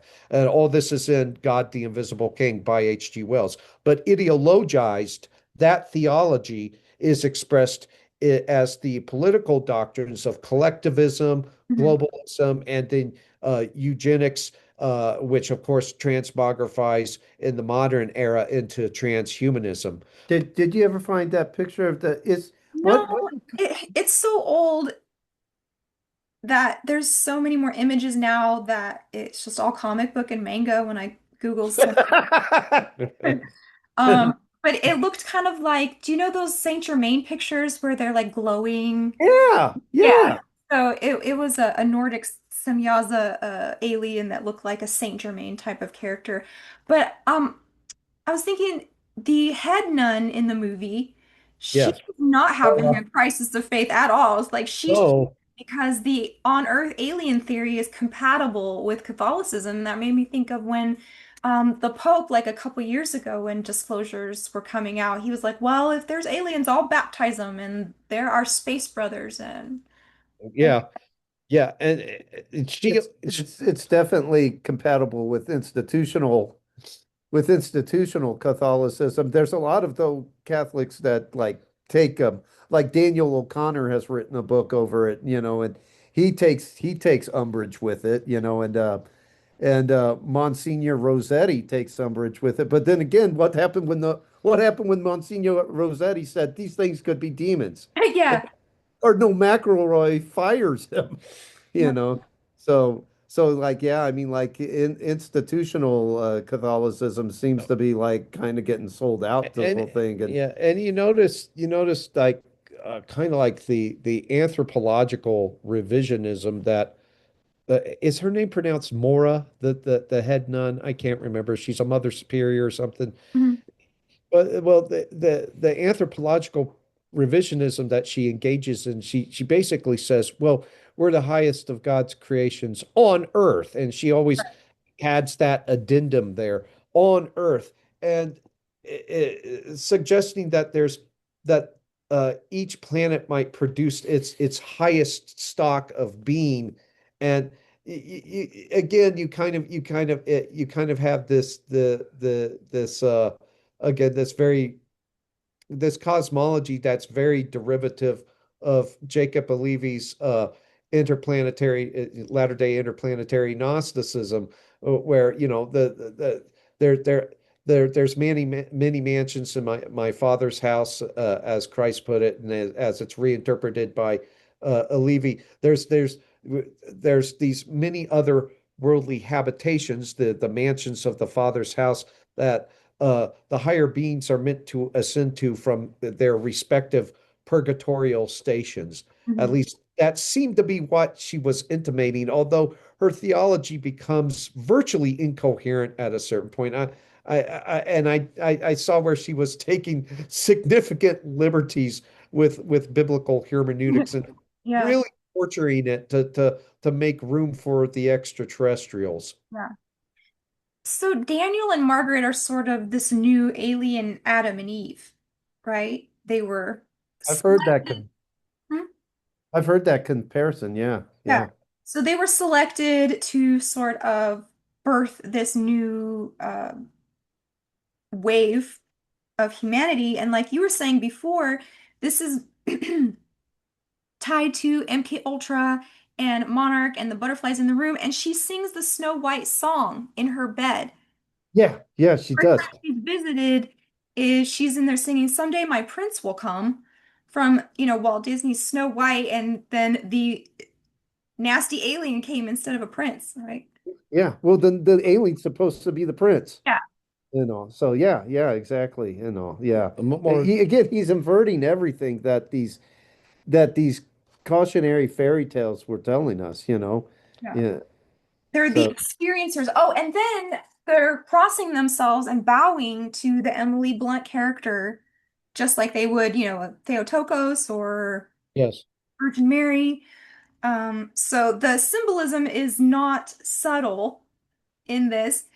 And oh, he's responsible for crop circles too, which I thought was kind of funny, that was hilarious. right? So, yes, disclosure will save us from destroying ourselves. And then at the very end, they've got the alien grandpa, right? Whoever Yeah. crashed from Roswell or oh, that was funny too, because so when he was showing her the footage of them like torturing alien waterboarding grays and Yes. torturing them, I was cracking up, but the people in the movie theater were like having this empathy for these stupid things. Well, But we see, that's something else. That's another hypocritical element of the film that I really take umbrage with. Of course, I take umbrage with most of Spielberg's work. My valuation of him is far less flattering than most folks. A lot of people believe, oh, he's a great filmmaker. And really, there's only been two Spielberg films that I enjoyed. One was Jaws, and the other was 1941. The rest of his work you can just, for so far as I'm concerned, throw it in a waste paper basket. But did you notice how we are supposed to have moral objections concerning the victimization of the alien captives, but when they perform traumatizing experiments on humans, it's Mhm. so traumatic that humans have to submerge the memories between beneath layers and layers of layers and layers of embellishment and distortions in their mind. We are supposed to sympathize with the aliens in that regard. Why is it not morally objectionable for the aliens to experiment on uh, Fairchild and Kellner, but it's completely and totally unacceptable for humans to be experimenting on aliens that they captured from Roswell? Why is it okay for the aliens to waterboard us, but it's repugnant for us to waterboard the aliens? Right. The, it's just one of several of the ridiculous, distorted, ethical, moral, inconsistencies of the film. And the response of the audience there that you saw with, where they're Aghast at it. yeah, Yeah, they're crying. Yeah, crying for Bad Steve G being tortured. Will you get a grip, dude? and it's like your jerk little brother just blew the jaw off your Barbie. It's not a real Yeah. not it doesn't live it's not I mean it's an a-hole thing to do but it's not real. I mean like we're they seem there seems to be this part of the social engineering, this aspect of the social engineering that's going on right now, that where it's to get us to develop in us a sense of outrage over non-existent genocide, Yeah. just like the transgenders are supposed that The transgender stuff, yeah yeah. the Skittles people are supposedly being Exterminated. exterminated Totally and misdirected empathy. Yes, yes. yeah yeah yeah And I where, thought where I was thought the, where was that's another thing. If these extraterrestrial beings are supposed to be, in possession of empathy, they're supposed to be they regard it as an evolutionary advantage, as Hugo puts it. Where was their empathy when they were torturing Margaret and Kellner? Where was the empathy when they were torturing those two? Right. Well, they were helping them. Yeah, Even they were helping even them. though she was traumatized her whole life and had, like night terrors her entire life, they said that front she had butterflies and something else like that didn't really help her, did it? Yeah, no, no. But that's just part of the ridiculous, confused moral epistemology of Spielberg's films. And something else. I don't want to, become too tangential, but something else that people, another question that the ufologists and the true believers never seem to be able to answer, okay, is we are led to believe that if there are extraterrestrial visitors, that they should be technologically and scientifically more advanced than we, which would make sense given the fact that they were able to construct propulsion systems to help them travel light years to our planet. Hmm. Okay, but we also are expected to believe that they are somehow spiritually more advanced, that they are in possession of spiritual insights that we just simply don't have by virtue of the fact that they occupy planets light years away. So you have this kind of geography specific gnosis being promoted here. Why? Why is it that these special spiritual insights were reserved for beings from afar? Oh, if only I was born on Zeta Reticuli, Yeah, I might have passed my algebra test, you know, and just yeah. Do you think they're kind of trying to say that technological advancement is the same thing as spiritual advancement? They could be making that ridiculous conflation, and Yeah. it is a ridiculous conflation that because look at we how far we have advanced, and yet there seems to be a disjunction between our scientific and technological advancements and our moral advancements. In terms of moral advancement, well, our moral compass has regressed largely, and I'm trying to remember uh, d- uh, uh, uh, oh, what's his face? Adorno, Theodore Theodore Adorno. Uh, uh, he he uh, he observed this with Nazi Germany because Nazi Germany, of course, was significantly advanced in terms of its technological and scientific research, and yet morally, it could not have regressed further.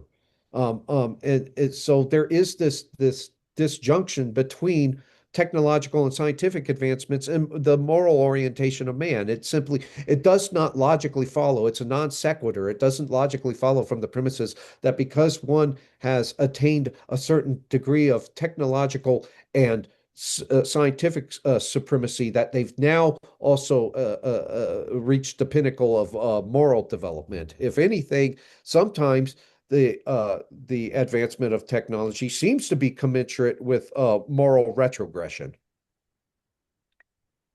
Yeah, definitely. And so they got the word out, and this was so funny to me because anybody who's been, working in independent media for a long time, will know that just because you have something interesting and juicy that everybody should know, it is not that easy just because you say it one time, even on a newscast, even on like a globally broadcast thing, no one is going to believe you.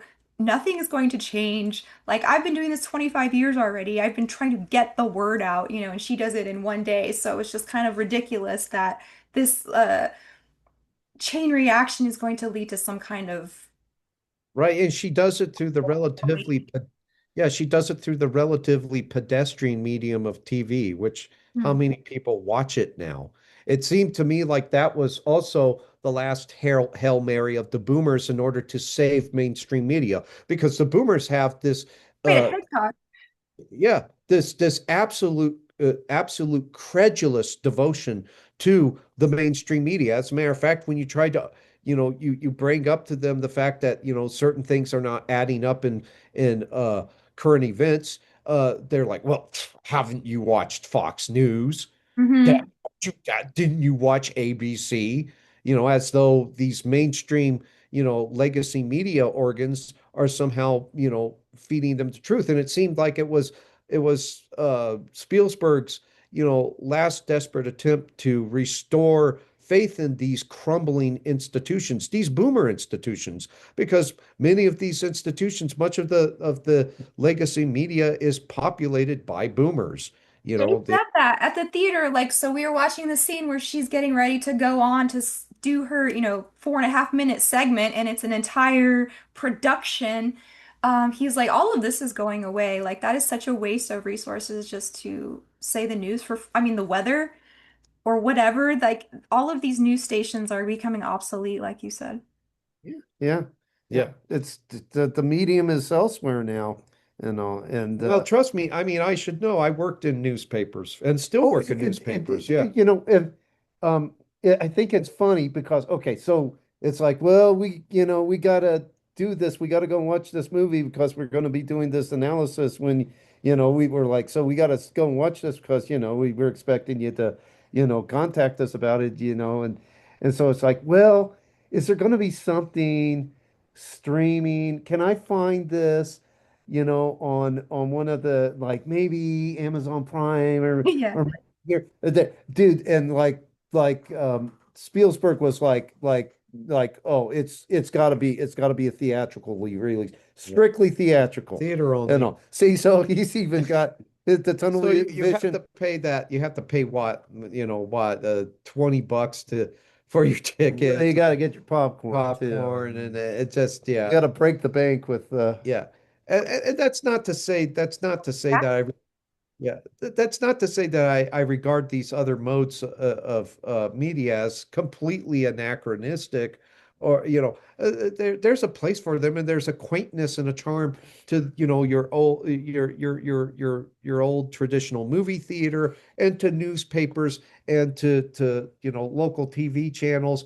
But the fact is that in terms of their significance, they've diminished considerably. There's been a diminution in their significance, and now they exist alongside and probably subordinate to online mediums such as the one that we're using right now. And I think that Spielberg doesn't quite like that, because what has this medium done to some extent?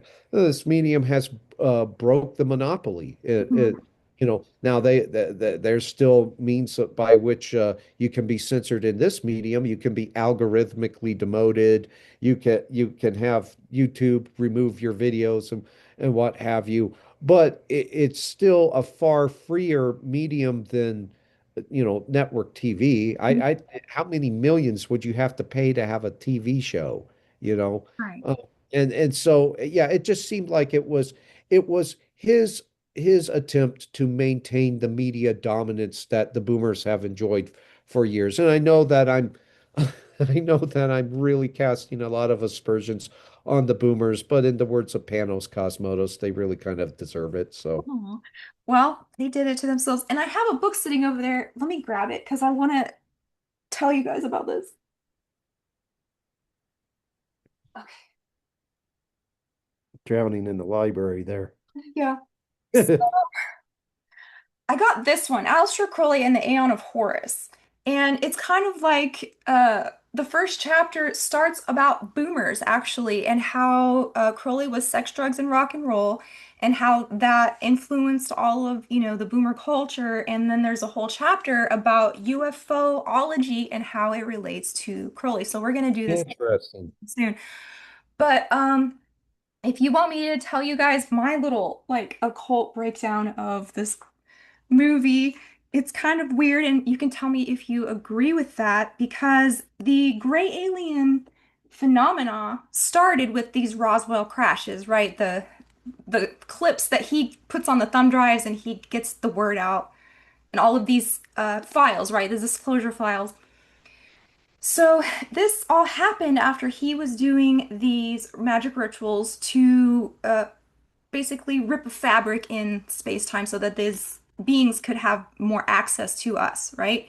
Was it the Amalantra Yeah, Amalantra movie? Alma yeah. So here's Lom, right? And he's like the first prototype gray. You've seen that guy, right? Right. Oh yeah. Yeah, I've seen him Um, before. who said that he is the ghost of a dead Tibetan Lama, which is really weird. So you have the UFO sightings after Crowley did all of this. Lom looks like a gray alien. Uh, you said the cucumber, the ultimate weapon, that thingy, yeah, right? It was a amplifier of will. Is that yes, right? yes, absolutely, So yeah. Crowley's dictum was do without will. Everything was about will. His whole religion's called Thelema, which is will in Greek.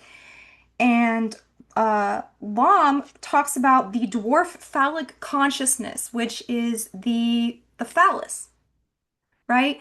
So he says Right. this is the needle on your compass to accomplish your true will, right? And to get in touch with your holy guardian angel, this dude right here.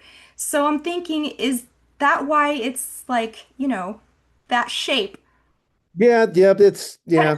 because a magic wand in magic is actually just an allusion to the phallus, right? And so she's holding this little cucumber thing in her hand, and she's using this to amplify her own will. What do you guys think? She's the ultimate girl boss, dude. This Well, this kind of goes into movie's so bad. Don't watch this movie. I mean, God, am I like far away from the point here? Because I think that they're trying to say that the solar phallic consciousness of your phallus is like your true will. This is how you.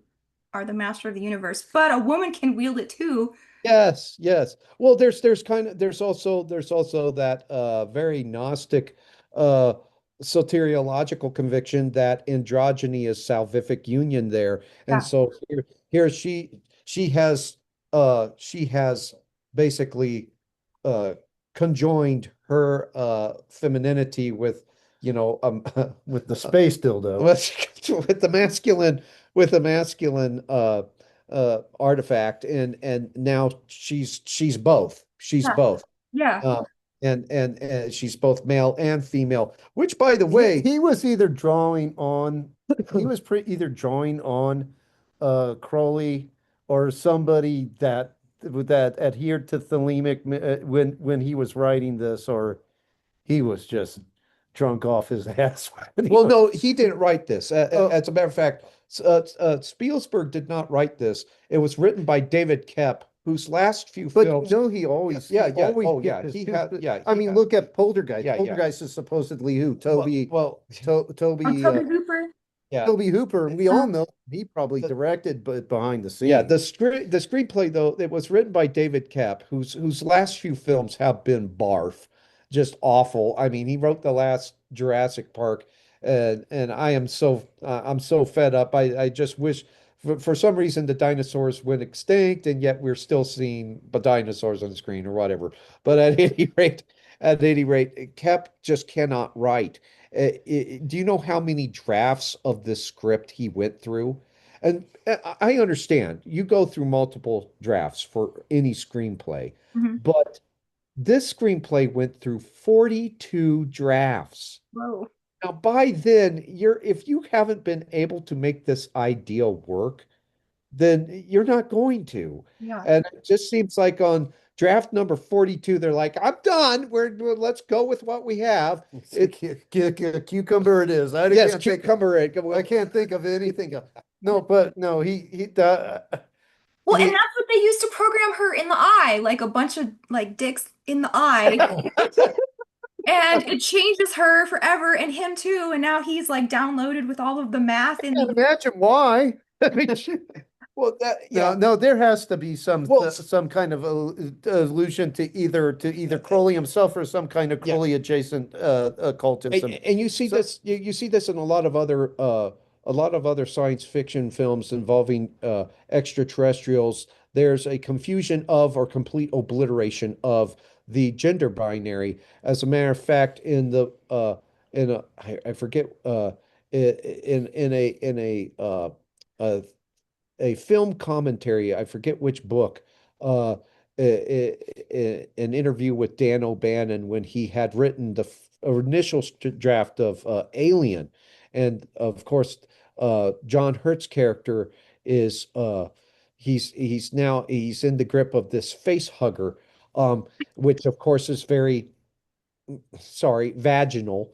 yeah. Um, yeah, it, basically, Dan O'Bannon says he is becoming not man. Mm. So because you have a confusion of the gender binary, now you have both sets of both sets of genitalia on the same individual, Mhm. and so you're becoming not man. He's becoming something other than human because human anthropology demands that there be a gender binary. It's one of the determinants of human identity, contrary to what the transgender movement may tell you, where Mhm. they would argue that it's a social construct, which is a self-refuting claim because first of all, if it is a social construct, you've just committed the genetic fallacy because all you've done is identify the point of origin for the belief in the gender binary, which does not delegitimize the concept of a gender binary at all. But also, telling me where an ideal comes from doesn't make the ideal wrong. And also, it's self-refuting. It's a cannibalizing assertion to say that gender is a social construct because uh, where did the notion of social constructivism take shape?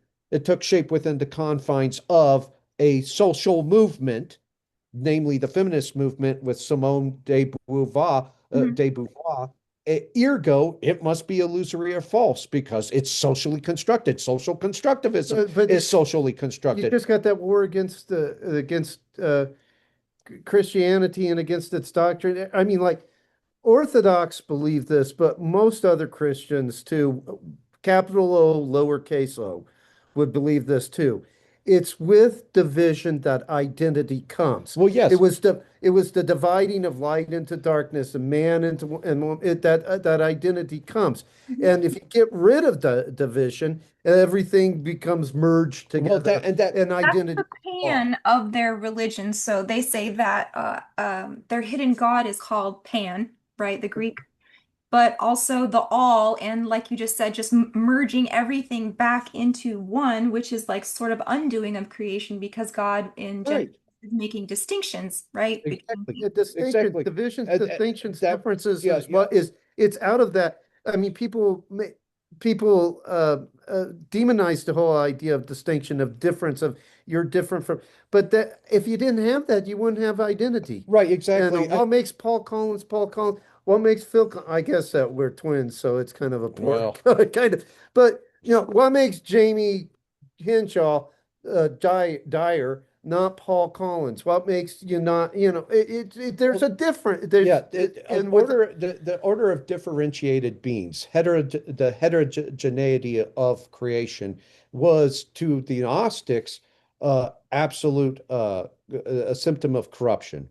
And the way that they believed that uh, the world should have existed, well, they didn't believe that the world should have existed at all, but they believed that the order that should have existed was one of absolute radical homogeneity, one of no distinctions. And in this regard, while their soteriology, their belief in salvation was considered radically personal. It was of an individual path.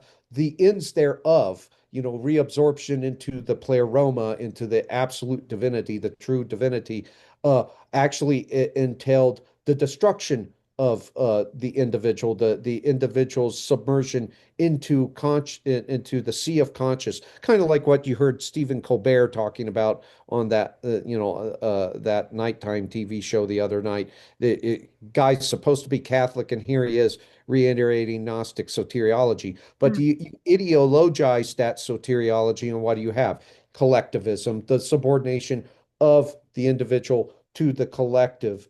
And the irony is that all these movements to eradicate the gender binary and the eradication of the gender binary as it's tacitly promoted through the extraterrestrial myth, through propaganda pieces like this boomer slop we have with Disclosure Day.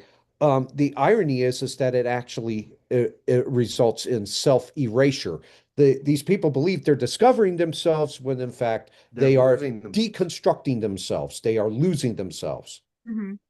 Yeah, just undoing creation is their goal, and that is also what we were learning about Buddhism. We were talking about Tantra is like they just want to subsume their own ego into the nothing, and their ultimate nirvana is like not being. Yeah, non-being, Yeah.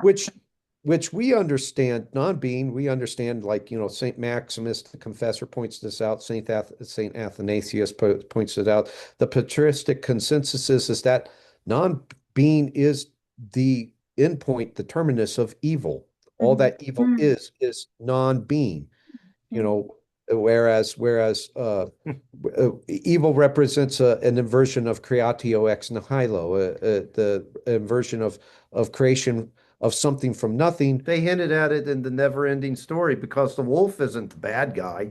The wolf serves the The nothing. nothing, Mhm. the nothing devours the world and it turns it into nothing. Mhm. That's what evil does, is it reduces the constituent elements of creation into non-being, into nothing.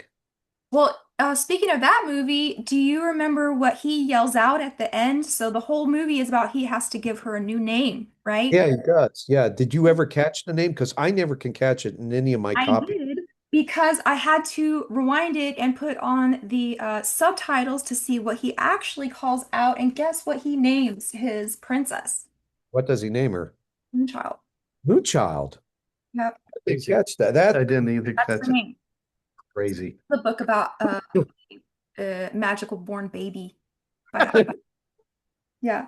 Oh, and then the last thing I wanted to note about the whole cucumber thing is reminding me of Isis, how she could do magic with Osiris's magic prowess. Mhm. Yeah, Yes, yeah, phallus. yeah. It's Yes. the only thing that she was able to recover Yeah. was that. And So now Emily Blunt is the new sort of Syrian priestess, Isis, Theotokos, syncretized, woman messianic goddess of this great. What did you think when they wheeled him out in his oxygen tank with his Oh, sweater? Like, who was God. making a It sweater? was cheesy as a stick of Velveeta, dude. It it, was, oh my God, it was, I could you not be any more subtle than that? And the CG was horrible. and nobody's stopping him He's either. a I mean, boomer, right, in his chair, in his yeah. oxygen chair. The CG was just complete garbage. But and then of course it whispers in the ear of was it Kellner that whose ear it whispers into, and it delivers the message to Margaret, who translates. No, I thought that Daniel translates. Margaret, He it was speaks the clicking. Yes. Why do aliens click all the time now? That's the Mathematical. that's It's like mathematic Morse code or something. I don't know. Yeah, I guess. too much peanut butter on the tongue. I Who guess. knows? I mean, that's like what Holy I, bucket. I chimed in on a string of tweets that Jay made concerning the clicking noises and alien lingo, and I just said, well, all you need to communicate with them is two spoons now, and which, by the way, is how that's another trope that they stole in this film, because that's how the kid in the film Mimic communicates with these giant roaches, is with Oh, two yeah. two, two spoons. Although Mimic actually surprisingly has some Christian undertones to it. This film has transvalued distorted Christian elements. Yeah, and it pulls out all the stops. Yeah. It's not even. He's not even subtle But anymore. but of course, do you recall what the final message by the alien is? Oh, it's This, so profound. So it's listen, listen. yeah, Wow. Yeah. And of course, what is this again? What is this enjoining us to adopt? It's enjoining us to adopt a normative epistemic position of indiscriminate credulity, abandon discernment, Mhm. abandon all discernment, just believe everything we tell you. for Just some reason it called the Mind Spinal Tap song. Listen to what the flower people say. Listen. Well, you guys, we're out of time and we didn't even talk about your article, your great article. Look at all these notes I took Oh Lord. Oh on well. your article in this, and we didn't even get to anything in your book, which I've got a copy for here now. You guys, look at this beautiful, thick, luscious blubber of a book. Um, we're gonna pick that up maybe next time. So would you guys come back in a little bit? Absolutely. Yeah. Okay, Absolutely. we're in a relationship now, so I think the article and then the book will be two different shows probably. Yeah. So I want to thank you guys for coming, and I appreciate you guys going to see the Boomer Slop for me. Don't ever ask me to do that again. Yeah, I owe you no more favors. Oh, okay, okay. Last one.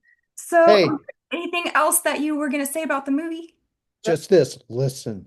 No, or don't listen, dude. I don't want to. I don't want to open a new can of worms because, like you said, it's coming to the close of this. But something that came to mind when I was watching this movie is and everything else in the context that this movie appears, everything else that's happening is I thought, oh my, I was like, dude, it's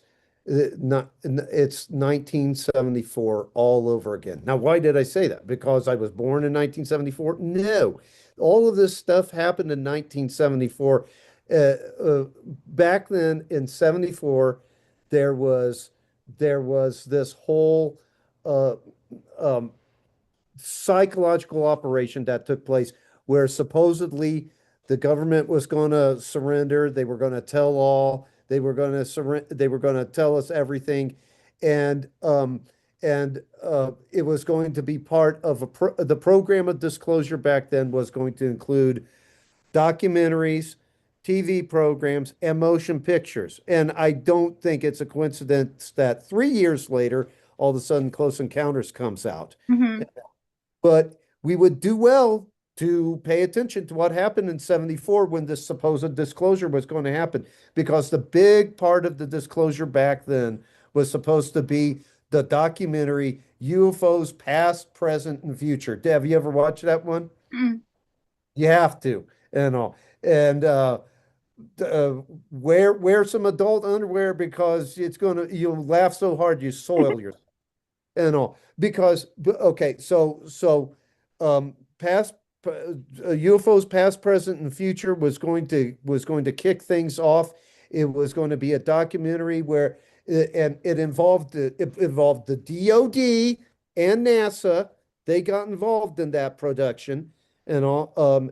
And they were going to start laying it all out, and then the motion pictures were going to come out, and all the other subsequent programs to that. And um, with that film, Robert Emenegger, who was a co-writer on it, was promised a treasure trove by the government. He was promised by the Air Force, we're going to get you films of the Holloman landing. There was a UFO landing at the Holloman Air Force Base, and you're going to be the first to get it.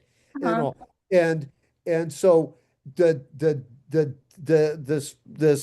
this documentary was being put together. Rod Serling's in it.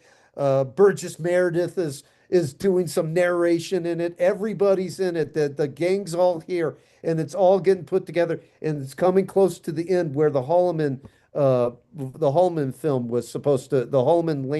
was supposed to appear. Hmm. And what happened? All of a sudden, the government said we can't give it to you, and it's just and told him and like so Paul Shardle, who I think was the NASA archivist, who told Robert Emenegger about the Holloman landing. He gave him the account. They told that Robert Emenegger and his co-writer is there saying, "What are we supposed to do now? What this was the big unveil. This is the whole thing. This is crescendo of our movie." And though they said, just do an artist depiction of what Paul Shardle told you went down. And at the very end of the movie, when you were supposed to see the Holman landing, all it is like a comic book version, the pictures of and that's where we're headed with this. That's what's going to happen. We're about ready to become like Ralphie on the Christmas Story. Remember Yeah. the Christmas Story? He's there. He's got his decoder ring. I'm decoding this thing. Yeah, And little orphan. the little orphan. Oh, he's in true form tonight. Here's the big message I've been waiting for, and everything. And what was it? Don't forget to drink your Nothing own. burger. Yeah, don't forget to drink your own. Crummy commercial. And he's like, a Oh. commercial son of a bitch. You know, that's where we're headed with Well, this. yeah, and it's interesting because at the end of the seventh chapter of our book, Invoking the Beyond, when we're discussing, the Beyond invoked as extraterrestrial, That's fun. I have fun. yeah, we based. Oh, thank you. We basically characterize it as yet another great disappointment because you remember the great disappointment, the Millerites. They believed that were in possession of the exact date and time of the parousia of the second coming of Christ, and when it didn't happen, what happened? Oh, well, after they had sold most of their belongings and left their homes and what have you, many of them committed suicide. We're now we're now in the throes of yet another great disappointment. Mhm. The Disclosure Day Part Two. Yeah. Disclosure Day Part One was in 74, and boy, was that a bummer. This is yet, now another Yes, great disappointment. David Grush is promising us an awful lot. Yeah. He's talking a lot. He's telling everything and showing nothing. So get ready for it. Brace yourselves and all. I'm going to have a laugh, but Yeah. This is the goofiest disclosure ever. There was a parody of that. Do you remember the alien autopsy Oh, footage that they released on Fox in the 90s? They're like, yeah. who got a hold of this alien autopsy? They made a parody of that, and when they cut into the skin, Reese's Pieces fell out because that's how E.T. found in the movie E.T. He loved Reese's Pieces. He really wanted M&Ms, but he couldn't have it. They were not going to budge. It should have been Skittles. You know, totally.